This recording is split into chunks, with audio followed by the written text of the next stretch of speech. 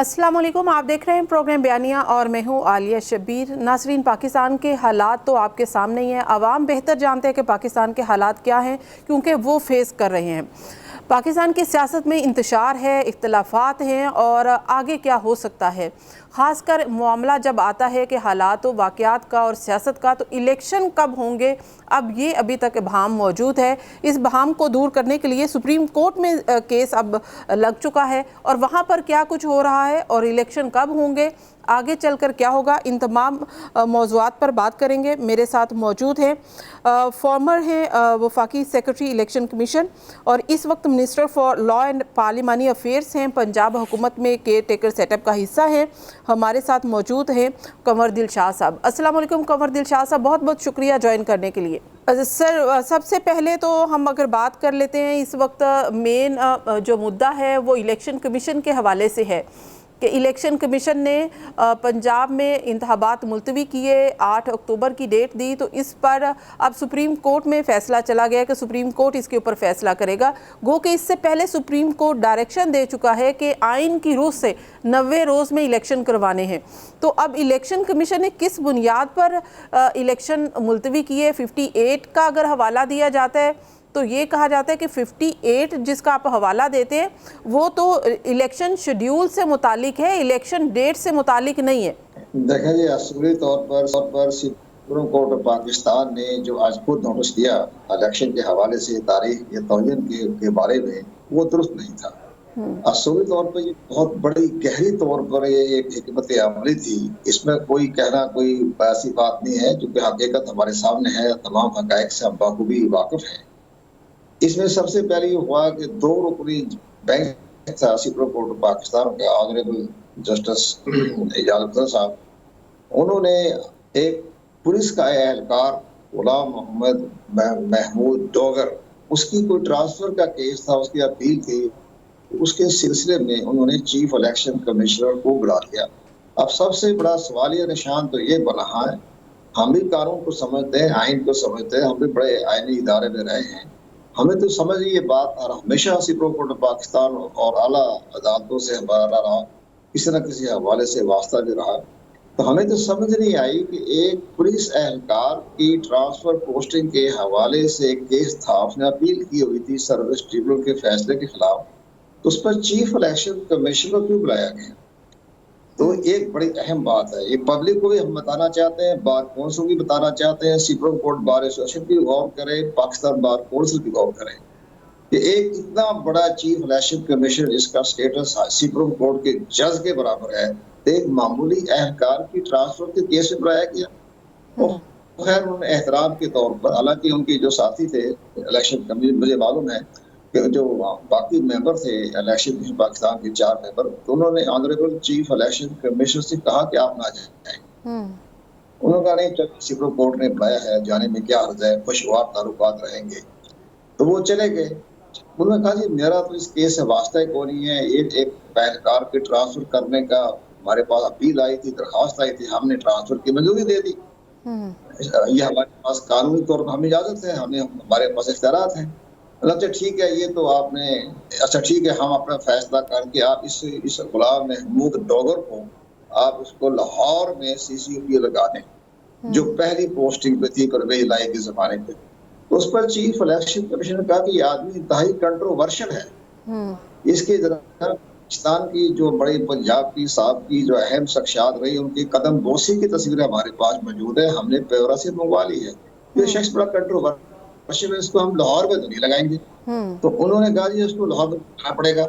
मुझे ठीक है, हम लगा देते हैं, लेकिन यहाँ चूंकि उस वक्त कौमी असम्बली के भी इलेक्शन हो रहे थे, अब बाद में वो कालगत हो गए, उन्होंने कौमी असम्बली के भी इलेक्शन होने हैं और पंजाब में जो है आम इंतखाबात के हवाले से भी इलेक्शन होने हैं, तो लाहौर में फिर इलेक्शन नहीं होंगे। जब तक ये शख्स लाहौर में बैठा रहेगा एज ए CCP, तो हम लाहौर में इलेक्शन नहीं करवाएंगे, क्योंकि हम आइन के आर्टिकल 218 के तहत शफाफ इंतखाबात करवाना ये हमारी जिम्मेदारी है। इस शख्स की मौजूदगी में शफाफ इंतखाबात नहीं होंगे।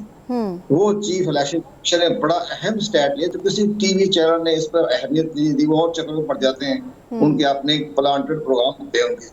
इतनी बड़ी बात में जो मैं आपको बता रहा हूँ, ये बड़ी अहम बात थी।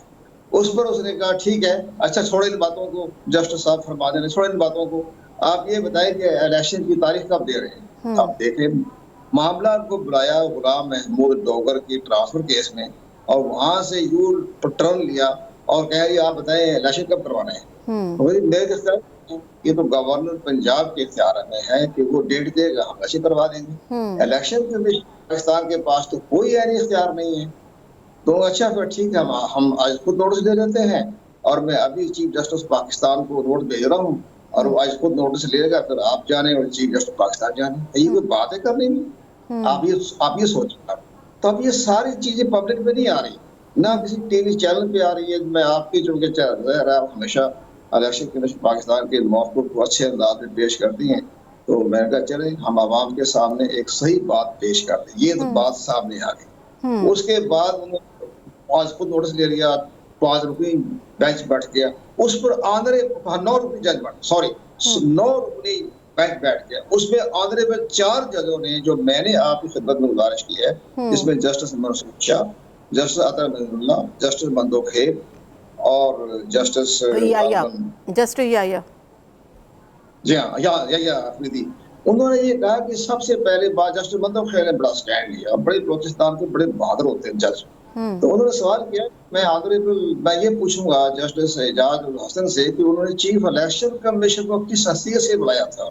उन्होंने इस चीज का जवाब सारे जजों ने कहा कि हमें पहले तो छोड़े, आज को नोटिस होता है कि नहीं होता, अब हमें ये बताएं कि चीफ इलेक्शन कमीशन क्यों बुलाया था। जब उसको फ्री एक डोगर साहब का एक मामूली एहलकार पुलिस का, उसके ट्रांसफर केस में आपने चीफ इलेक्शन को बुलाया। और जब उन्होंने जवाब दिया कि ये ठीक है, ये हमारी प्रेरोगेटिव है, हमको ट्रांसफर कर सकते हैं, तो फिर आपने एकदम लिया चाहे इलेक्शन कब करवा रहे। तो ये सारी बातें उस ऑनरेबल 4 जजों ने बातें कही, जो मैंने आज जरूरत हुई उनकी बातें जो मुझे पता था, मैंने भी आपके साथ प्रोग्राम पेश कर दिया। उस पर एक झगड़ा हो गया, फसाद हो गया। अब ये आज का नोटिस हो गया, बाद में उन्होंने वो 9 से 5 पे आ गए, और 5 से 4 से हट गए। 2 और 3 का फैसला आ गया कि आप प्रेसिडेंट पाकिस्तान से मशावरत करके आप इलेक्शन करते। ये बात यहाँ शुरू हुई। इलेक्शन ने एहतराम किया, ठीक है, 3 और 2 का फैसला आ गया है, हमारे लिए हुक्म है, ठीक है जी। वो सदर पाकिस्तान ने जाहिर तारीख दे दी पंजाब में, और फिर KPK से डेट गवर्नर ने दे दी। अब डेट तो जाहिर है कि इलेक्शन कमीशन ने भी कहा, और आपने भी जैसे फरमाया कि इलेक्शन कमीशन का डेट देने का इख्तियार ही नहीं है। जब इलेक्शन कमीशन का, मेरा भी आपसे पहले भी यही सवाल था, इलेक्शन कमीशन का इख्तियार ही नहीं है। इलेक्शन कमीशन 58 को अगर एक्सरसाइज कर सकता है तो वो सिर्फ और सिर्फ शेड्यूल में कर सकता है, वो डेट में आगे पीछे नहीं कर सकता, ये उनका इख्तियार ही नहीं है। तो फिर यहाँ पर उन्होंने किस तरह से अपना इख्तियार एक्सरसाइज कर लिया? क्या उनको ये नहीं पता है? ये दुरुस्त नहीं है, ये पता तो है नहीं, पता कहाँ पढ़ते तो है नहीं। मैं साफ कहता हूँ, कहाँ पढ़ते हैं।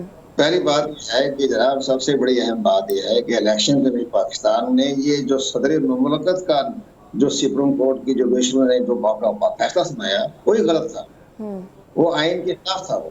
वो इस लिहाज से उसमें लिखा हुआ इलेक्शन है जनरल इलेक्शन।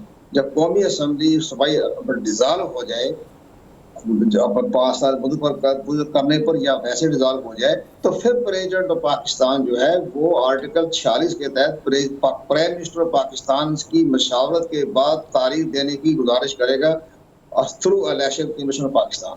ये सारे मामला उसमें भी लिखे हुए, ये तो हमारी कोर्ट ने नहीं ख्याल किया। उसमें उन्होंने कहा डायरेक्ट, उन्होंने बात कर ली, सदर मुमलकत ने तारीख दे दी। उन्होंने ये तीनों 2 तारीखें दी, 30 और 7 मई। उन्होंने कहा 30 अप्रैल करवा लेंगे, ठीक करवा लेते हैं। अब आप आइए आपका सवाल के ऊपर।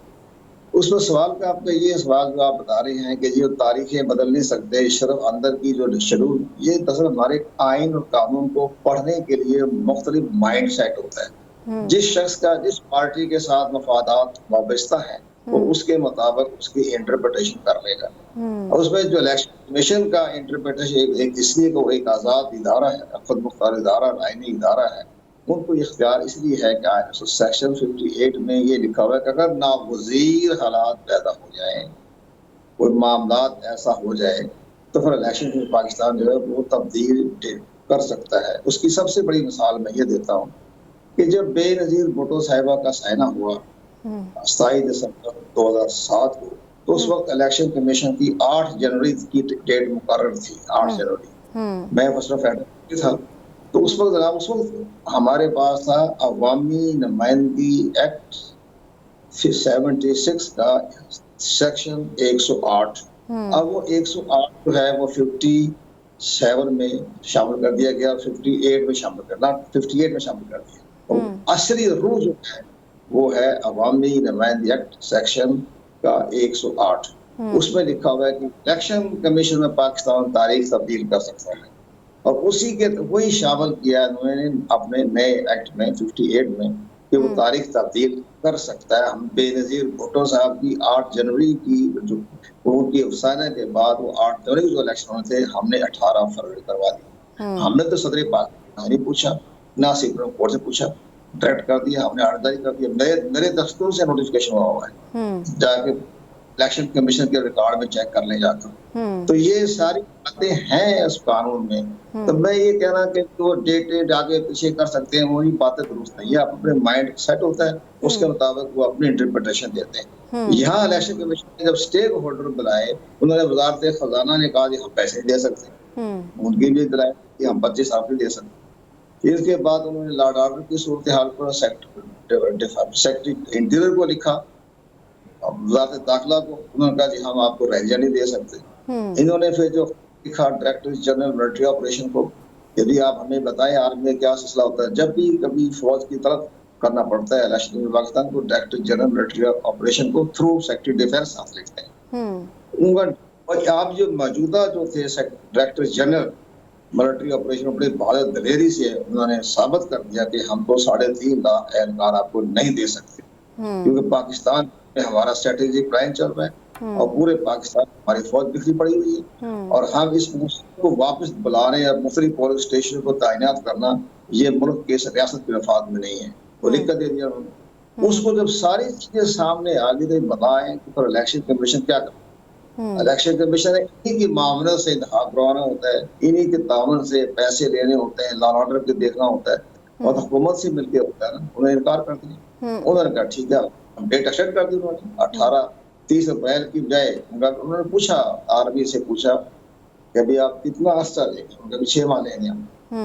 तो उन्होंने डेट एक्सटेंड कर दिया, 8 अक्टूबर कर दी। अब दोबारा case supreme court of Pakistan में चला गया जी। अब सुप्रीम कोर्ट में ये मामला चला गया है। अब ये है कि वफाकी हुकूमत भी एक फ्रीक है, वफाकी हुकूमत भी वो यही सब कुछ कह रही है कि हमारे पास अभी बजट नहीं है, हमारा पहले ही खसारा है, हम पे नहीं कर सकते, और इसके अलावा फोर्सेस अवेलेबल नहीं है। जो आप रीज़न्स बता रहे हैं, इलेक्शन कमीशन के पास ज़ाहिर है कि उन्होंने ये सारी वफाकी हुकूमत से सपोर्ट लेनी है, तभी उन्होंने इलेक्शन कंडक्ट करवाना है। अब ये मलबा आ जाता है वफाकी हुकूमत के ऊपर। अब वफाकी हुकूमत इस सुप्रीम कोर्ट पर या चीफ जस्टिस पर यकीन करने को तैयार नहीं है। वो कहते हैं कि फुल कोर्ट बने और वो इस केस को सुने।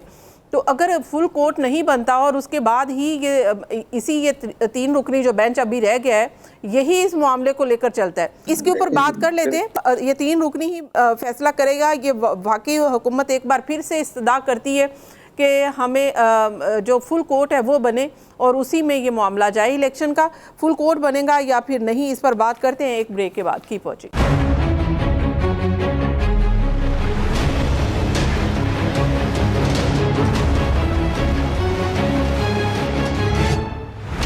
वेलकम बैक नाजरीन, प्रोग्राम में एक बार फिर से खुशामदीद। इलेक्शन का मामला है, अब सुप्रीम कोर्ट में ज़ेर समात है। अब सुप्रीम कोर्ट का 3 रुकनी बेंच ये फैसला करेगा कि इलेक्शन कब होंगे या फुल कोर्ट बनेगा। अभी ये मामला यहाँ पर ही लटका है। गो कि अभी सुप्रीम कोर्ट की जानिब से इस इस्तदा को मुस्तरद कर दिया गया है। तो क्या जब अब नई हेयरिंग होगी तो एक बार फिर से इस्तदा जो है की जाएगी और उसके ऊपर क्या होगा?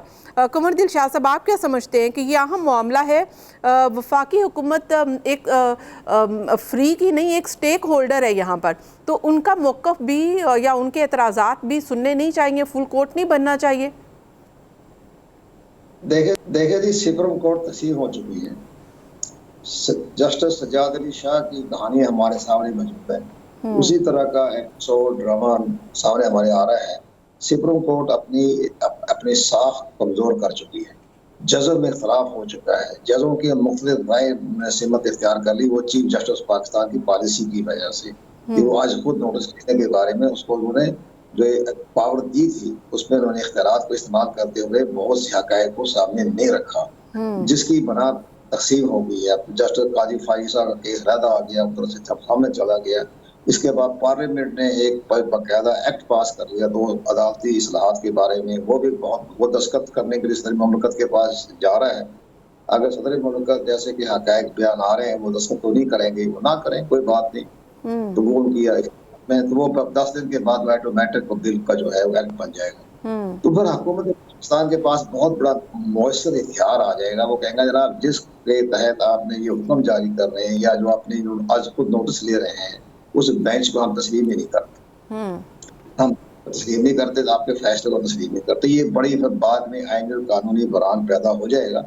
बुरान तो नहीं पता हुआ, हुकूमत के हाथ बड़े मजबूत है, उन्होंने बिल पास कर लिया है और पार्लियामेंट जो है आईन और कानून के मुताबिक उसकी बात। लेकिन ये भी तो कुछ कानूनदान ये भी तो कह रहे हैं कि ये जो चीफ जस्टिस के इख्तियारात के ऊपर कदगन लगाई जा रही है और सो मोटो वाली कि वो नहीं ले सकते, ये सुप्रीम कोर्ट ही इसको बलडोज कर देगा, इसको ख़त्म कर देगा इस कानून को। तो फिर उसके बाद तो ये नहीं हो सकता कि आप जो कह रहे हैं कि फिर वफाकी हुकूमत उसको किस तरह से एक्सरसाइज करवाएगी। सुप्रीम कोर्ट उसको चैलेंज को पास होने पर, एक्ट बनने पर इसको कालदम करार देने की पोजीशन में इस वक्त नहीं है। अगर ये सारे जज इकट्ठे होते तो फिर मुमकिन है कि 15 जज बैठ के फैसला कर लेते कि जी हम इसको नहीं तस्लीम को। बात दुरुस्त है, उनके पास इख्तियारात है, लेकिन अब चूंकि सुप्रीम कोर्ट तकसीम हो गई है, जजों की राय मुख्तलिफ हो गई है, तो मुमकिन है वो उसको कालदम करार ना दे सके। ये बात इसलिए मैं कर सकते हैं, पावर है उनके पास, सुप्रीम कोर्ट के पास पावर है, बड़ा है। इसलिए कि जब जस्टिस सज्जाद अली शाह के ने जब ये के खिलाफ भी इसी तरह के नवंबर 97 में जो नवाज शरीफ साहब को कंटेम्प्ट जारी किया था तौहीन अदालत का, उस वक्त भी इन्होंने इसी तरह का एक काम किया था। उस पर सज्जाद अली शाह ने पूरी पार्लियामेंट के कानून को कागज करार दे दिया। तो उनके पास पावर है, जब बाद में सुप्रीम कोर्ट तकसीम हो गई। तो अब ये भी इसी तरह से है कि चूंकि सुप्रीम कोर्ट तकसीम हो चुकी है, फैसले होने नहीं है, जज का राय मुख्तलिफ हो गई है। एक बड़ी अहम बात है, मैं आपसे खिदमत में पेश करूं, टाइम भी आपके पास जी बिल्कुल, लेकिन तो मैं ये जो हुआ ना आज को नोटिस, इसका बड़ा गलत इस्तेमाल हुआ है, बहुत इस्तेमाल हुआ है, इतना दर्दनाक। जैसे कल जस्टिस हमारे बड़े काबिल एहतराम है मुराद बदियाल साहब, बहुत काबिल एहतराम शख्सियत है, तो उनके आंखों में आंसू आ गए। ठीक है, जज्बाती है, इंसान है वो भी, लेकिन अगर आप आज खुद नोटिस की हिस्ट्री पढ़ेंगे तो आपको रोना आ जाएगा। बकायदा टारगेटेड बंदे रखे हुए थे, 5 जजों ने, नाम छोड़े इनको, और वो मुख्तलिफ मीडिया हाउस में थे। उनको बुलाकर कहा जाता था फलां शख्स के बारे में आप कायम लिख दें, फलां शख्स के बारे में ब्रेकिंग न्यूज दे दें अपने अखबार में, तो मैं फिर खुद नोट दूंगा। ये मेरे पास सारा सबूत मौजूद है। सब लोगों में आके बताया करते थे कि जनाब वो हमें फलां ने बुलाया और उन्होंने अपने आदमी रखे हुए थे, और उसके बाद आज खुद नोटिस कर वो फिर बकायदा केस चलते थे। ये बहुत बड़ी ये दर्दनाक कहानी है। लेकिन वो तो चैप्टर क्लोज हो गया, वो जज वो सब रिटायर्ड हो गए। लेकिन जनाब मोहतरम है उमर बदियाल साहब ने बड़ी साफ सुथरी अपनी अदालती कार्रवाई जारी रखी हमेशा। तो लेकिन उन्होंने जब ये जो दिया वो ठीक है, वो एक जमहूरी शख्स है, उन्होंने सोचा इलेक्शन होने चाहिए, अपने इख्तियारात को इस्तेमाल में लाए। अब चूंकि हमारे जो आईनी इदारों के साथ साथ जो दूसरे इदारे हसास इदारे अगर ये कहें कि रियासत के रुखात में नहीं है, इसको कुछ अर्से तारीख आगे बढ़ा दे, तो ये भी फिर ऑनरेबल चीफ जस्टिस को भी देखना चाहिए। रियासत के मफाद पहले होता है आर्टिकल 5 के तहत, और इसके बाद सारे इलेक्शन भी होते रहेंगे, सब कुछ होते रहेंगे। तो फिर लेकर मुल्क का रियासती मफाद का इदारा ये कहता है कि जी फॉर द टाइम बीइंग उसको 4-5 महीने एक्सटेंड कर दें, ताकि इसके बाद हम बात को ठीक करने में फौज भी दे देंगे इलेक्शन में पाकिस्तान। अच्छा, जैसे कि जाहिर है कि फैसला करते हैं तो फिर वाकई हुकूमत नहीं करेगी, मेरी जाती राय तो है। अच्छा, ये लेकिन जैसे कि चीफ जस्टिस साहब ने ये कहा है कि आप पीटीआई और हुकूमत अगर मुज़ाकरात करना चाहते हैं तो कर लें, अदरवाइज़ हम फिर आइनी लिहाज से फ़ैसला देंगे। तो आइनी लिहाज से तो 90 रोज़ का ही टाइम है, और शायद फिर 30 अप्रैल का उनका फ़ैसला, उसी को वो री इंश्योर करेंगे कि उसको इम्प्लीमेंट किया जाए। ये 90 रोज़ की बरसरी लाजमी नहीं है। आईन ने सब कुछ तहफ़्फ़ुज़ दिए हुए हैं। आईन ने जहाँ 90, तो अब ये बताएं जब बेनज़ीर के बारे में जब इलेक्शन कमीशन ने तकरीबन 60 दिन बढ़ा दिए आगे, तो वो 90 दिन तो चले गए थे, 60 दिन तो खत्म हो गए थे। इसी तरह बेशुमार मिसालें हैं इलेक्शन में पाकिस्तान के पास कि जो 90 दिन में बाद वजूहात की वजह इंतखाब नहीं हुए, कहीं 2 महीने बढ़ गए, 3 महीने बढ़ गए, 1 महीना बढ़ गया। ये तो आगे आइन के आर्टिकल 254 ने इजाजत दी हुई है कि अगर कोई ऐसी सूरत हाल पैदा हो जाए और आइन पर अमल दरामद करने में कोई रुकावट पेश आ जाए, कुछ अर्से बाद रुकावट दूर हो जाए, तो वो आइन शिकनी नहीं है। जब इलेक्शन की पाकिस्तान ने डेट दे दी, इसका जवाब जब हम पूछते हैं तो फिर ये कहा जाता है कि ये नज़रिया ज़रूरत जो है वो पैदा किया जाता है। अगर आप नज़रिया ज़रूरत को पैदा करना चाहें तो फिर कोई भी हालात, आप कोई भी सरकमस्टांसेस जो हैं उनको सामने रख के आप कोई भी फ़ैसला कर सकते हैं। पहले नज़रिया ज़रूरत कहीं और से होता था, आज नज़रिया ज़रूरत इस तरह से पूरा किया जा रहा है। तो फिर बड़ा अच्छी बात है। फिर हमारी पार्लियामेंट को चाहिए कि आइन का आर्टिकल 254 को तरमीम कर दें या उसको डिलीट कर दें, उसको ख़त्म कर दें। फिर ये नज़रिया ज़रूरत की जो है जो बार बार जिक्र किया जाता है ये जस्टिस मीर के हवाले से, तो ख़त्म हो जाएगा। अब आर्टिकल 254 में जो एक बाकायदा 2 पैरे दिए हुए हैं उसको निकाल दें। उसके तहत जब तक बरकरार रहेगा तो आप उसको जो मर्जी नाम दें, वो तो है इजाजत। अच्छा, ये कमरदिल शाह साहब, अभी देखें कि नवाज शरीफ ने भी अभी फैसला आया नहीं है, अभी कुछ फैसला हुआ नहीं है, इससे पहले ही मुस्तरद कर दी है। मरियम नवाज़ ने भी यही कह दिया है कि जब अपने ही जजेस को चीफ जस्टिस पर एतबार नहीं है, एतमाद नहीं है, तो फिर बाकी का क्या। तो यानी कि वो भी मुस्तरद कर चुके हैं। वफाकी वज़रा भी फैसला आने से पहले, फैसला क्या आएगा अभी किसी को पता नहीं है, लेकिन मुस्तरद कर चुके हैं। तो ये एक किस्म का सुप्रीम कोर्ट के आमने सामने होने के मुतरादिफ नहीं है। फैसला तो अभी आया नहीं है, आप आएँ अपना मौक़िफ़ दें, फिर सुप्रीम कोर्ट का फैसला आने दें, फिर उसके बाद इख्तिलाफ करें अगर आपको लगता है। ये हमारे जो होता है ना, जो सारे सियासतदान, ये अपनी वो मीडिया में आने के लिए, स्कोरिंग हासिल करने के लिए इस तरह की बातें कर जाते हैं। इसको कोई माइंड नहीं करना चाहिए। ठीक है, उनका अपना सियासी मामला होता है, अपने वोटरों को मुतारिफ करना होता है। इसकी कोई हैसियत नहीं है, ना समाजी हैसियत है, ना इमरानी हैसियत है। ये इनका सियासी स्कोरिंग करने के लिए इस तरह की गैर कभी सुप्रीम कोर्ट भी माइंड नहीं करती। वो कहते ठीक है, आप बयान देते रहे। लेकिन मसला ये होता है कि अभी फैसला आने में अगर अभी जाएगा तो इलेक्शन में पाकिस्तान भी इस वक्त बहुत बड़े चट्टान की तरह खड़ा है। इलेक्शन पाकिस्तान बहुत चट्टान की तरह खड़ा है। अगर इलेक्शन कमीशन के वकील इरफान कादिर साहब तो ये बार बार कह रहे थे कि मैं घंटों बैठा रहता हूँ, मेरी तो कोई बात ही नहीं सुनता। तो इलेक्शन कमीशन का तो मौक़िफ़ ही मेरा ख्याल है कि अभी तक शायद वो क्लियरली पेश नहीं हुआ कि उनके वकील को अभी उस तरह से वो प्रेजेंट ही नहीं कर सके अपना केस। नहीं, जस्टिस ने नहीं, वकील स्वाति साहब ने बहुत खूबसूरत तरीके से पेश किया है और बड़े अच्छी तरीके से दलाइल दिए। अब जनाब इरफान कादिर साहब आ गए हैं, इलेक्शन पाकिस्तान की नुमाइंदगी करेंगे, उनके भी दलाइल बड़े अहम होंगे। कल परसों मंडे को दलाइल पेश करेंगे। लेकिन स्वाति जो है वो बड़े अच्छी जा रहे हैं। और इस तरह जो अटॉर्नी जनरल पाकिस्तान के जो यंग है तो वो भी बड़े अच्छी तरीके से अपने दलाइल पेश करेंगे। जो पहले जो थे वो शहजादा अलाई साहब जो थे वो सही तरीके से चल सके। वो नए लोग थे, वो हमारे हालांकि दोस्त की पोते थे, वो just president of Pakistan Chaudhry Fazal साहब के पोते थे, पोते हैं वो हैं वो। लेकिन बहरहाल वो अपनी काबिलियत का मुजाहरा नहीं कर सके। लेकिन बहरहाल अब जो सारे मामला बदल गए हैं, हमें अच्छी तरह से बात करनी चाहिए और पब्लिक को बताना चाहिए। इलेक्शन पाकिस्तान भी अपने दलाइल के साथ खड़ा है और वो ये कह देगा कि जनाब हमने डेट उतार दी, हमें आइन और कानून इजाजत दी थी, इसमें सुप्रीम कोर्ट ऑफ पाकिस्तान की मदाखलत। अब जाहिर है कि इलेक्शन कमीशन तो तमाम मलबा जो है वो वफाकी हुकूमत के ऊपर डाल देगा ना, इदारों के ऊपर डाल देगा कि भाई हमने तो ये कहा है, ये हमारे पास प्रूफ हैं। अब सुप्रीम कोर्ट उन इदारों को बुलाएगा, वफाकी हुकूमत को कहेगा कि भाई अपना जवाब दें यहाँ पर।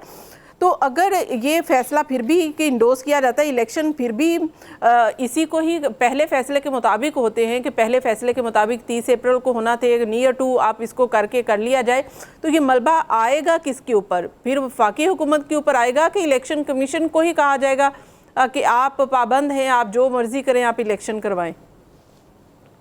नहीं, डिक्टेशन देने की तो इख्तियारात नहीं है ना सुप्रीम कोर्ट ऑफ पाकिस्तान को। आइन का आर्टिकल 218, 3 और 219 ये कहता है कि इलेक्शन की तमाम तैयारी करना सब इलेक्शन कमीशन पाकिस्तान की जिम्मेदारी है। लेकिन हमें कोई इदारा इलेक्शन कमीशन पाकिस्तान को डिक्टेशन देने का मिजाज नहीं है। सबसे बड़ी अहम ये है। वो ये कहेगा कि जनाब आपने 90 दिन में इंतखाबात नहीं है, वो कहे हमारे स्टेक होल्डरों ने इजाज़त नहीं दी, उन्होंने मजबूरियाँ दी, वो कासर हैं, मजबूर हैं। तो फिर मेरा ये ख्याल है कि मौजूदा सूरत हाल में, ये मेरा अपने ज़ाती नाक़िस तजर्बे की बिना पे कह सकता हूँ, ये इलेक्शन कमीशन का ये जो सुप्रीम कोर्ट ऑफ पाकिस्तान जो है लामहौला इस केस को रिमांड कर देगी, वो इलेक्शन कमीशन पाकिस्तान को भिजवा देगी कि आप आज सरे 9 स्टेक होल्डरों से मशवरा कर लें और तमाम जितने भी हैं और इसके बाद अपनी को राह मुतय्यन कर लें, तो वो इसको रिमांड कर दें। वो देखिए वो अगर ऐसा था तो क्योंकि जो हेयरिंग हुई है रिसेंटली उसमें तो ये कहा गया है कि फ्रीकैन आपस में मुज़ाकरात कर लें, यानी कि पीटीआई और हुकूमत मुज़ाकरात कर ले और अगर नहीं होता तो फिर हम आइन के मुताबिक फ़ैसला देंगे। एक तो ये है कि पाबंद किया जाए वफाकी हुकूमत को, तमाम इदारों को कि इलेक्शन कमीशन के साथ कोऑपरेट करें और इलेक्शन शेड्यूल के मुताबिक हों जो सुप्रीम कोर्ट के हुक्म के मुताबिक है। दूसरा ये है कि सुप्रीम कोर्ट जो वफाकी इदारे जो भी अपना जवाब जमा करवाएं जिसमें जो भी रिजर्वेशंस हैं, फंड्स की कमी है, वो कहें और उसके मुताबिक सुप्रीम कोर्ट अगर इसको थोड़ा टाइम भी दे देती है, अगर थोड़ा टाइम भी दे देती है कि इलेक्शन बाद में करवा लिए जाएं 8 अक्टूबर से पहले या नियर टू या 8 अक्टूबर तक, तो फिर सिनेरियो क्या होगा। एक ये भी है कि निगरान हुकूमतें हैं, उनका रोल सिर्फ 3 महीने तक के लिए होता है, तो अगर निगरान हुकूमतें वो भी उनका टेन्योर बढ़ जाएगा या फिर ये निगरान हुकूमत ही ख़त्म हो जाएगी। जो पहले की हुकूमतें थीं, जो असम्बलियाँ टूटी थीं, उसी को बहाल करने के बाद सुप्रीम कोर्ट ये ऑर्डर देगी, फिर उनकी पोजीशन भी यहाँ पे वाज़े करनी होगी सुप्रीम कोर्ट को। सुप्रीम कोर्ट किस करने के इख्तियार है ही नहीं उनके पास। वो बात यह है कि सिर्फ असम्बलियाँ डिज़ॉल्व हो गई, निगरान सेटअप बन गए, उसमें आर्टिकल 224 ये कहता है कि नेक्स्ट हुकूमत आने तक निगरान हुकूमत उनको इक़्तिदार सुपुर्द करेगा। तो उसके तहत वो जब नेक्स्ट हुकूमत कोई आएगी तो निगरान हुकूमत इक़्तिदार उनके हवाले कर देगा। तो वो लिखा है उसके अंदर आर्टिकल 224 के तहत। नहीं, यानी कि 3 महीने की कदगन नहीं है, 3 महीने की कदगन नहीं है कि 3 महीने के लिए आएंगे और 3 महीने बाद ये लिखा हुआ नवे लिखा है, वो तो ना आयन में धरती लिखी है, आयन वाले बड़े समझदार होते हैं, उन्होंने 90 डे लिखा हुआ है, लेकिन नीचे ये लिखा हुआ है कि जब नई हुकूमत आएगी तो निगरान हुकूमत उनके हवाले कर दी जाएगी, निगरान हुकूमत उनको अपना इख्तियार उनके हवाले कर दी। यानी जब उस समय स्पीकर बन जाए, चीफ मिनिस्टर बन जाए या प्राइम मिनिस्टर का इंतखाब हो जाए और सारे मरहले गुजरने के बाद तो तब वो जो है वो निगरान हुकूमत उस वक्त बरकरार रहेगी जब तक सारा सेटअप मुकम्मल नहीं हो जाता। तो ये तो आर्टिकल 224 में सब कुछ बातें दी है। हमारे लोग हजरात ऊपर पढ़ लेते हैं, नीचे पढ़ते कोई नहीं, आखिर लाया नहीं पढ़ते। तो ये सारी ये अब तो सदर साहब ने बिला बताया, ये जो कहा जा रहा है कि ये पुरानी हुकूमतें फिर बहाल हो जाएंगी, इसके ऊपर आपका कमेंट लेते हैं, एक शामिल करनी है ब्रेक के बाद। Keep watching.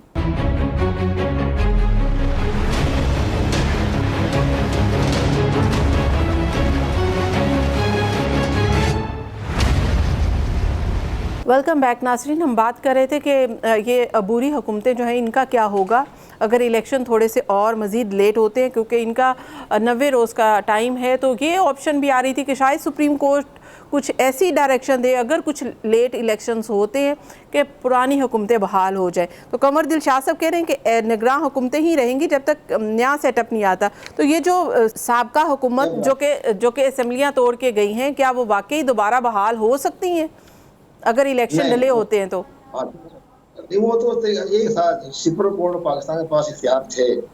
उस वक्त शुरू में जब उन्होंने आज को नोटिस किया हुआ था, उस वक्त जब आवाम को कह सकते थे कि जनाब हम अगर ये पाकिस्तान मुस्लिम लीग जो है बाकायदा वो तो ख्वाहिश ये थी परवेज लाई साहब की कि ये असम्बली डिसॉल्व मैंने कर दी है, लेकिन सुप्रीम कोर्ट में कोई चला जाए दरख्वास्त देकर तो मुमकिन है सुप्रीम कोर्ट बहाल कर दे, सुप्रीम कोर्ट बहाल कर देती। लेकिन हुकूमत पार्टियां थी इत्तेहादी, उन्होंने सुप्रीम कोर्ट में इस तरह का कोई दरखास्त जमा नहीं कराई और गवर्नर साहब ने ये लिया कि जो कि मैंने असेंबली डिसॉल्व नहीं की थी तो मैं तारीख नहीं दूंगा। तो ये सारे मामले हो गए। उस वक्त अगर ये कोई चला जाता या इन्हीं में से पीटीआई की जो मुनरिफ थे 15, 20, 25 वो अगर चले जाते सुप्रीम कोर्ट पाकिस्तान में, ना हमारा क्या गलती की, हम तो नहीं असेंबली तोड़ने के हक में थे, तो फिर मुमकिन थी सुप्रीम कोर्ट एक्शन लेती। अब सुप्रीम कोर्ट की बात हाथ से निकल चुकी है। अब गवर्नमेंट आ गई, असेंबली खत्म हो गई है और इलेक्शन उन्होंने शेड्यूल जारी कर दिया, शेड्यूल तो वापस भी ले लिया, ये सारे मामला तो वो तो खत्म हो गया। इसी तरह से ये इसी तरह हमें हैरानगी होती है कि सदर पाकिस्तान बड़ी अहम शख्सियत है पाकिस्तान की, फेडरेशन के अलावा बड़े जहांदीदा सियासतदान है, हमें उनका बड़ा एहतराम है, बहुत जहांदीदा सियासतदान। उन्होंने खत लिखने की क्या जरूरत थी? एक और बड़ी अहम बात मैं बताऊंगा आपको, इलेक्शन कमीशन वाले भी उन्होंने खाना बड़े हंसते हैं इस बारे में।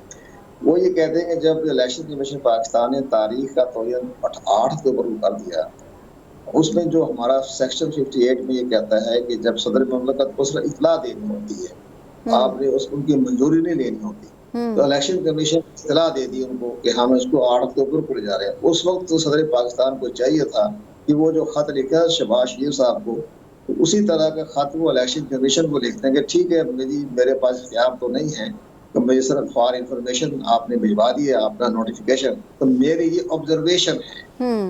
तो उस ऑब्जर्वेशन की बड़ी अहमियत होती है। वो प्राइम मिनिस्टर को चला गया। इसका मतलब यह कि इलेक्शन कमीशन ने जो 8 अक्टूबर की डेट मुकर्रर की थी वो उन्होंने तस्लीम कर ली। इसका बाद ही लाइन बैल और ये तस्वर किया जाएगा, उन्होंने तस्लीम कर लिया इलेक्शन कमीशन पाकिस्तान के फैसले को, और उन्होंने अपने साथ लड़ाई झगड़े शुरू कर दिए प्राइम मिनिस्टर के साथ।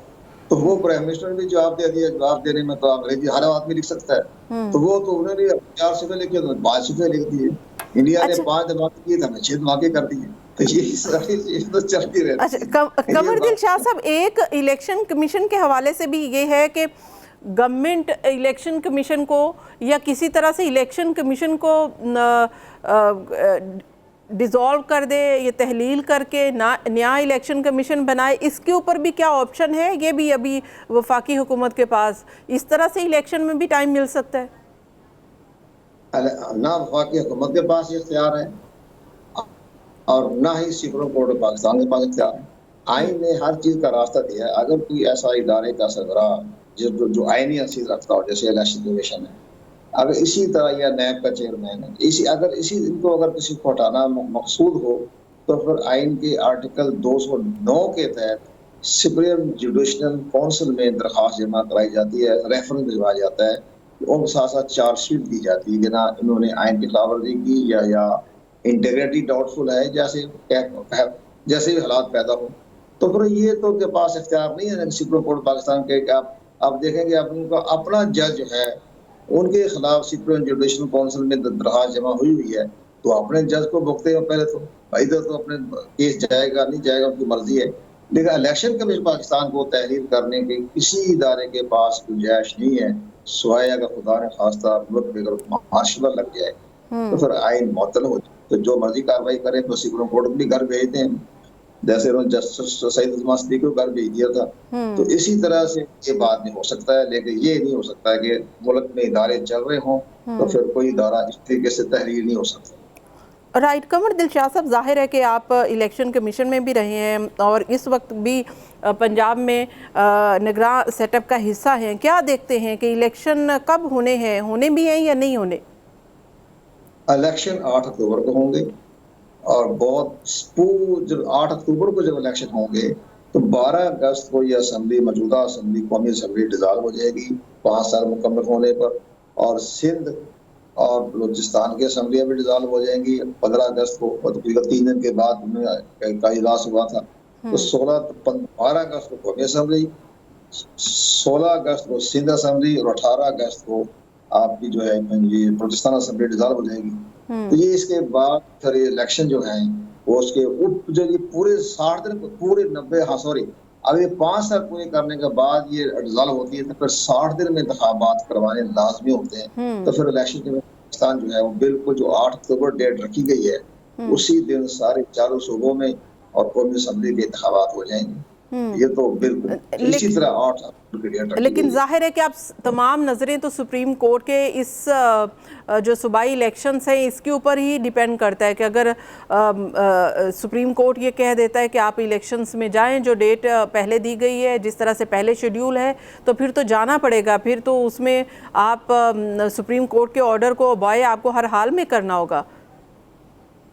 सुप्रीम कोर्ट के ऑर्डर पहले अगर ये इकट्ठे थे तो फिर तो उसकी बड़ी अहमियत थी। अब हुकूमत के पास इख्तियार ये आ गया कि जनाब पहले तो है कि आपकी जो जिसने आपका फैसला किया था वो 4 और 3 की जो कहानी है उसकी वो आड़ लेगी वफाकी हुकूमत के। 4 जजों तो हमारे हक में फैसला दिया, 3 ने मुखालफत की है, तो आपका तो फैसला ही कंट्रोवर्शियल है, तो वो उसको तस्लीम करेंगे।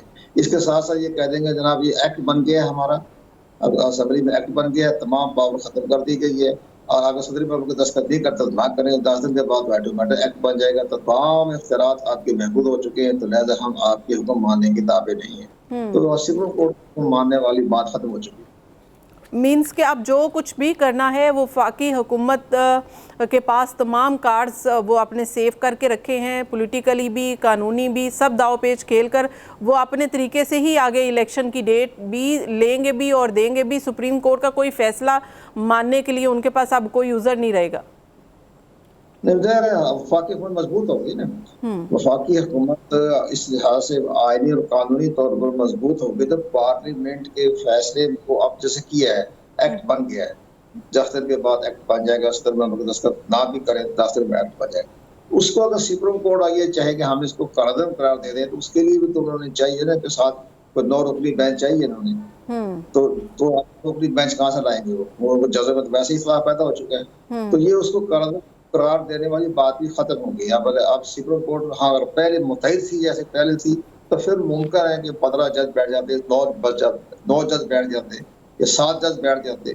वो कहते हैं हम इसको करारदाद करा देते हैं, जो पार्लियामेंट की जो एक्ट है इसको हम नहीं मंजूर नहीं करते, तो फिर ठीक है कर सकते हैं, उनके पास इख्तियार तो हैं सुप्रीम कोर्ट पाकिस्तान। लेकिन अब नहीं रहे, अब अंदर से इख्तिलाफात पैदा हो गए, जिसकी बना पर देखो ना एक तरह बड़ा चीफ जस्टिस अपनी आंखों से आंसू रो रहे हैं, बेवजह दर्द है दिल के अंदर, उनको दुख पहुंचाओ, उनको दुख की आंखों में आंसू आए। तो वो इन हालात को देखते हुए हमें नजर आ रहा है कि सुप्रीम कोर्ट बहुत कमजोर हो गई है, इदारा कमजोर हो चुके हैं, अंदर तकसीम हो चुके हैं। तो इस लिहाज से नहीं होगा ये। अभी वो भी ज्यादा जितना करें छोड़े, 90 दिन में इंतखाबात करवाने नहीं करवाने, इलेक्शन आईन ने इजाजत दी हुई है, इख्तियारात दिए हुए हैं। इसका आसान तरीका है या तो फुल कोर्ट बना दें, जान छोड़ें, अगर फुल कोर्ट नहीं बनाते तो फिर इसको वापस कर दें, इलेक्शन कमीशन पाकिस्तान में रिमांड कर दें। सैकड़ों मसाले मौजूद हैं कि जब हमारी सुप्रीम कोर्ट ने लोअर कोर्ट्स में, लेकिन ये भी तो देखें ना कि सुप्रीम कोर्ट है, अगर आप किसी भी फ्रीक के कहने पर घुटने टेक दे फिर सुप्रीम कोर्ट और कहे कि बस भाई अब हम कोई फैसला ही नहीं कर सकते, हमारे में ये सक्कत ही ख़त्म हो गई है, तो फिर ये आपका इंसाफ का निज़ाम जो है ये तो फिर आप ये कह रहे हैं कि लपेट लिया आपने। नहीं, दुख के हालात हमारे सामने हैं, हमें बड़ा दुख पहुंच रहा था जिस अंदाज से इतने जो आपस में जैसे उनका पॉइंट ठीक था, जिन्होंने आज खुद नोटिस का या सो नोटिस पर जो एतराज किया ऑनरेबल जजों ने ठीक एतराज किया। उनका कहना मतलब था कि जनाब आप बिला वजह सियासत की आलोदगी में क्यों जा रहे हैं? सियासत जाने, पार्लियामेंट में ये नसीहत दे दी, उनकी मर्जी है, तो आप कहाँ जा रहे हैं? आप क्या जरूरत पड़ रही है आपके बीच में आने की? तो बात ठीक था, जज भी तो बड़े मोतबर जज थे, उन्होंने भी कहा जरूरत क्या है सियासत की आलोदगी में दाखिल होने की, इसमें आज को नोटिस बनता ही नहीं। कौन सा आज को नोटिस है? इसमें कौन सा अवामी मफाद है? एक पार्टी का मफाद ही है ना, अवाम के बीच में किधर से आ गई? ये उनका पॉइंट भी तो बड़ा वजनी है ना 4 जजों का, और बड़े मोतबर जज हैं, मुख्तलिफ अदालतों के वो चीफ जस्टिस रहे हैं। तो उन्होंने जो फैसला किया उसको तो honourable chief justice Umar Akhtar Bandial साहब को सोचना चाहिए था। जब मेरे साथी, मेरे कुलीग, मेरे काउंटर पार्ट ये कह रहे हैं तो मैं भी करता हूँ। कभी 9 जजों से कभी 7 पे आ जाते हैं, कभी 5 पे 3 पे आ जाते हैं। जब बेंच बार बार टूट रहे अब 3 पे आ गए, तो पहले दिन जब एक बेंच टूट गया तब चलता अपना बोरिया पिस्ट उठा के एक तरफ करते, ठीक है हमें केस खत्म हो गया, आप नहीं जाते, अब अपने अदालतों में जाए।